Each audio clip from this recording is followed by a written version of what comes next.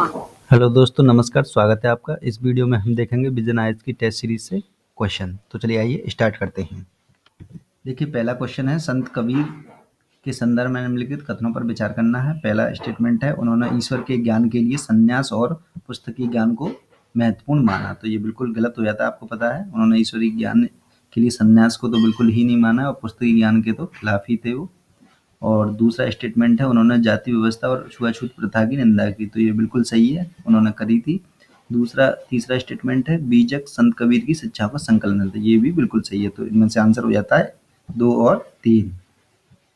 Next है आपका, microwaves विद्युत चुंबकीय विकिरण का एक रूप है। ये निम्नलिखित में से किन उद्देश्यों हेतु प्रयुक्त की जाती हैं? तो पहला है आपका रडार सिस्टम के लिए, नाइट विजन उपकरण के लिए, भोजन बनाने के लिए। तो ये विद्युत चुम्बकीय विकिरण के बारे में पूछा है, ये कहाँ-कहाँ यूज़ करी जाती है? रडार सिस्टम के लिए, नाइट विजन उपकरण के लिए, भोजन बनाने के लिए। तो आपको मैं बता दूँ, ये जो है नाइट विजन के लिए उपकरण में नहीं यूज़ करी जाती है और बाकी के रडार सिस्टम और भोजन बनाने में की जाती है विद्युत चुम्बकीय तरंगें। ये थोड़ा-सा पता होना चाहिए। स्वास्थ्य और परिवार कल्याण मंत्रालय द्वारा किशोर स्वास्थ्य के लिए प्रारंभ की गई राष्ट्रीय किशोर स्वास्थ्य कार्यक्रम निम्नलिखित में से किससे संबंधित है? पहला, पोषण, यौन एवं प्रजनन स्वास्थ्य, चोट और हिंसा, मादक द्रव्य दुरुपयोग और मानसिक स्वास्थ्य। तो ये पांचों के लिए ही इम्पोर्टेंट है, यानी कि से संबंधित है। नेक्स्ट है आपका, निम्नलिखित में से किसके तहत भारत पृथक निर्वाचक मंडल का प्रावधान किया गया? साइमन कमीशन योजना, मॉन्टेग्यू चेम्सफोर्ड सुधार के तहत, या फिर मार्लिमेंटो सुधार के तहत, या पुनः पैक्ट के तहत। तो आपको पता होगा मार्लिमेंटो सुधार जो है 1919 में आया था, 1911 में आया था।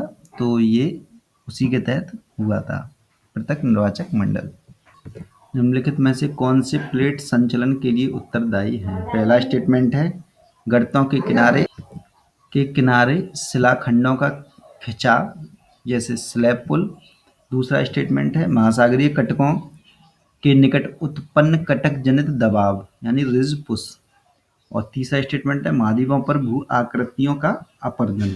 तो इनमें से जो उत्तरदायी कारण है वो है आपके पहला और दूसरा। तीसरा कारण नहीं है, इसमें अपर्दन जैसी कोई चीज नहीं होती, ये ध्यान में रखना है।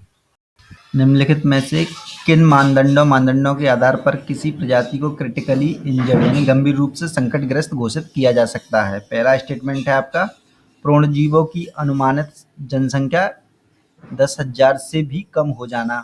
दूसरा स्टेटमेंट है, सीमित भौगोलिक परास। तीसरा स्टेटमेंट है, वनों में विलोपन की उच्च संभावना। तो इनमें जो होता है वो दूसरा और तीसरा सही है। पहला आपका गलत है, 10,000 से कम हो जाना ये एक तरह से इसको घोषित करने के लिए जरूरी नहीं है। सकल नामांकन अनुपात यानी जीईआर के संदर्भ में निम्नलिखित कथनों पर विचार करना है। इम्पोर्टेंट है ये। पहला स्टेटमेंट है, यह शिक्षा के किसी विशिष्ट स्तर पर आयु वर्ग से निरपेक्ष कुल नामांकन है जिसे आधिकारिक रूप से स्कूल जाने योग्य जनसंख्या की प्रतिशतता के रूप में निरूपित किया जाता है। दूसरा स्टेटमेंट है, पिछले लगातार 5 वर्षों में भारत में उच्च शिक्षा में सकल नामांकन अनुपात जो है कमी आई है। तो ये अपने आप में गलत हो जाता है। दूसरा, कमी नहीं आई है, बढ़ोतरी हुई है। और जो पहला स्टेटमेंट है ये बिल्कुल सही है। थोड़ा सा जानकारी होना चाहिए इसके लिए आपको सकल नामांकन अनुपात की, क्योंकि ये करंट में रहा है। निम्नलिखित में से कौन भारत में किसी बच्चे की बच्चे को गोद ले सकते हैं? अविवाहित महिला, अनिवासी भारतीय और नवविवाहित दंपत्ति।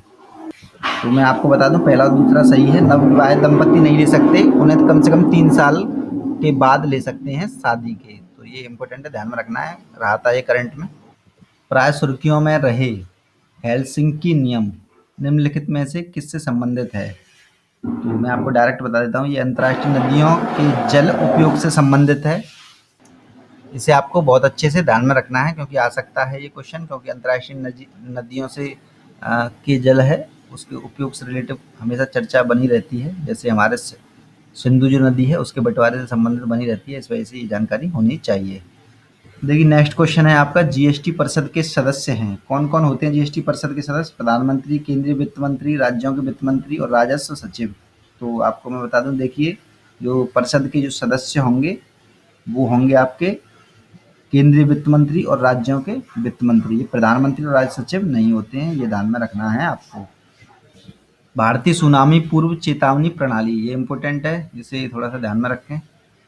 के संबंध में निम्नलिखित कथनों पर विचार करना है। पहला स्टेटमेंट है, यह प्रणाली हिंद महासागर रिम देशों को सुनामी संबंधी चेतावनी प्रदान करती है, तो ये बिल्कुल सही है स्टेटमेंट। दूसरा स्टेटमेंट है आपका, यह हाल ही में राष्ट्रीय आपदा प्रबंधन योजना के प्रारंभ होने के बाद स्थापित की गई है, तो ये पहले से ही थी, ये ध्यान में रखना है, तो इस वजह से ये स्टेटमेंट गलत हो जाता है। दूसरा तीसरा स्टेटमेंट है, इसमें भूकंपीय स्टेशनों, सुनामी प्लवाओं और ज्वार मापकों का एक रियल टाइम नेटवर्क शामिल है, तो ये बिल्कुल सही है। तो पहला और तीसरा आंसर इसका हो जाता है। इसके बारे में थोड़ा सा जानकारी होनी चाहिए।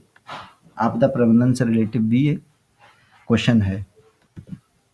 तो दोस्तों इस वीडियो में बस इतना ही। जिन्होंने पुराने वीडियो नहीं देखे हैं, आपकी स्क्रीन पर आ चुके हैं, देख लें उन्हें। और इस वीडियो को लाइक करना बिल्कुल ना भूलें और सब्सक्राइब करना बिल्कुल ना भूलें। तो देखते रहें एग्जाम मेड जी। धन्यवाद।